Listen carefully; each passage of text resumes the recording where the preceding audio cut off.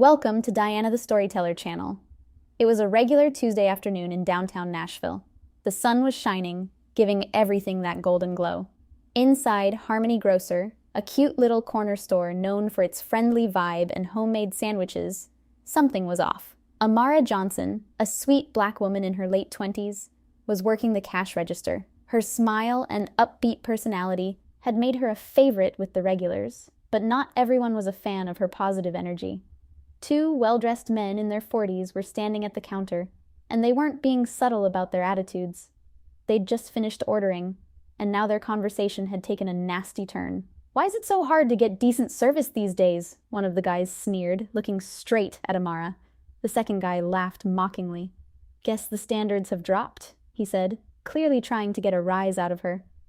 Amara's smile slipped for a second, but she quickly recovered. "Here's your total, sir," she said, keeping it professional, even though she was trying hard not to let their words get to her.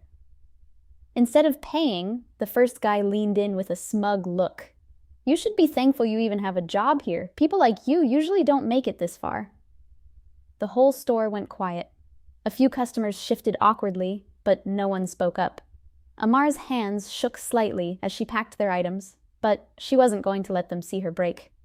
Just as the tension was about to keep rising, the bell over the door jingled, and in walked none other than Taylor Swift. She was dressed casually in jeans, a white blouse, and sunglasses, looking every bit like a regular person. Taylor noticed the uncomfortable vibe right away.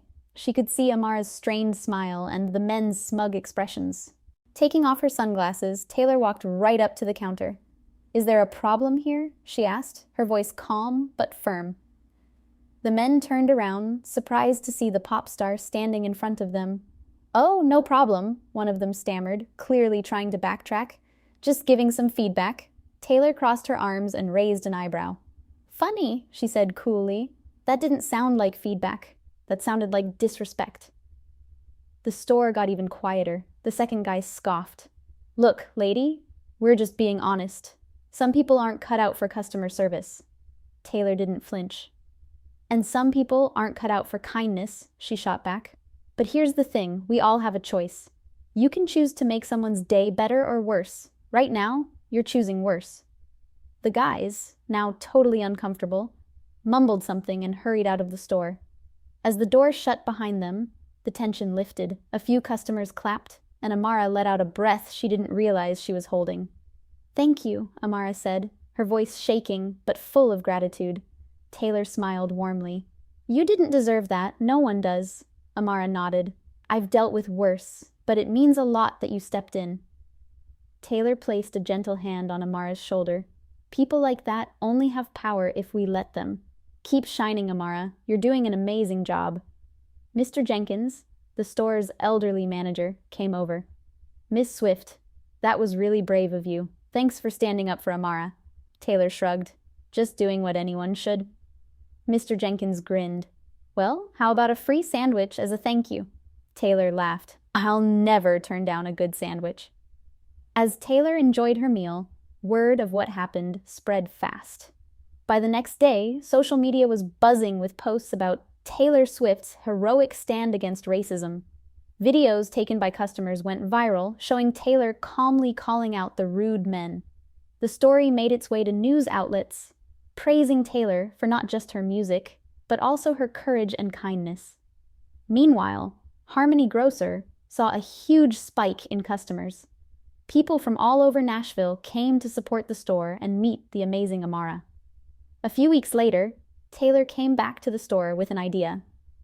"I've been thinking," Taylor said to Mr. Jenkins and Amara, "what if we threw a community event, music, food, and a message about kindness and inclusion?" Mr. Jenkins' eyes lit up. "That sounds perfect," Amara grinned. "Count me in."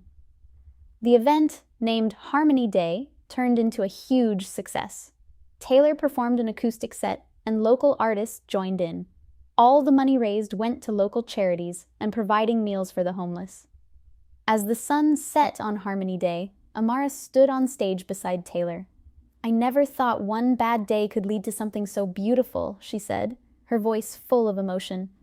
Taylor gave her a hug. Sometimes the worst moments bring out the best in people. The crowd cheered, not just for the music, but for the message of standing up for what's right.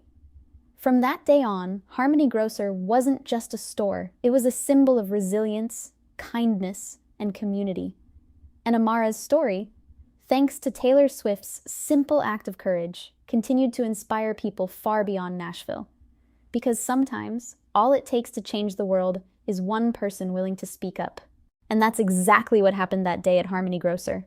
Taylor didn't just stand up for Amara, she showed everyone there that you don't have to be famous or powerful to make a difference. Sometimes, it's just about doing the right thing when it matters most. The next day, the news was buzzing about the incident, and people were talking, not just about Taylor's courage, but about how one simple act of kindness could shift an entire situation. Amara's story wasn't just a feel-good moment. It became a reminder for everyone that they too had a choice to speak out against unfairness, no matter where they were. Amara, who had always kept her head down and pushed through the hard days, felt a new sense of strength. It wasn't just about standing up for herself anymore. It was about standing up for others too, and that realization hit her hard in the best way possible. The kindness Taylor showed her wasn't just a moment. It was a spark that would carry with her for the rest of her life. People started coming to Harmony Grocer not just to support the store, but to support Amara. They'd stop by to say hi or leave little notes of encouragement, and the whole place started to feel like a community again, united by the power of standing up for what's right. As the weeks went by, Amara started to see the world differently. The bad days didn't seem as heavy, and when something unfair happened, she knew she wasn't alone anymore. And every time she thought about that day, about Taylor stepping in and saying what needed to be said, she was reminded that sometimes all it takes is one person to make a world of difference. Thank you for watching. Don't forget to like the video and subscribe to Diana the Storyteller channel for more videos like this. Take care.